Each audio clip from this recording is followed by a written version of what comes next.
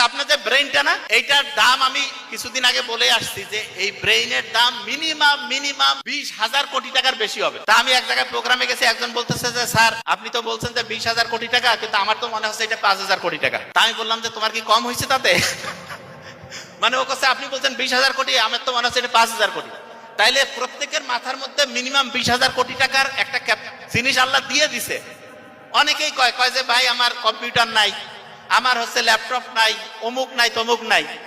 আরে বাবা, তোমার কম্পিউটার, মোবাইল, ল্যাপটপ এগুলা কি কোনোটা আছে নাকি 1 কোটি টাকা দাম? আছে? কথা কারো আছে? এইরকম একটা না, 10টা না, 100টা না, 1000টা না, 10,000, 20,000। যদি একটা কম্পিউটারের দাম 1 কোটি টাকা হইতো, এরকম 20,000 কম্পিউটারের শক্তির চাইতে বেশি শক্তি আল্লাহ মাথার মধ্যে দিছে। আল্লাহু আকবার বলবো না?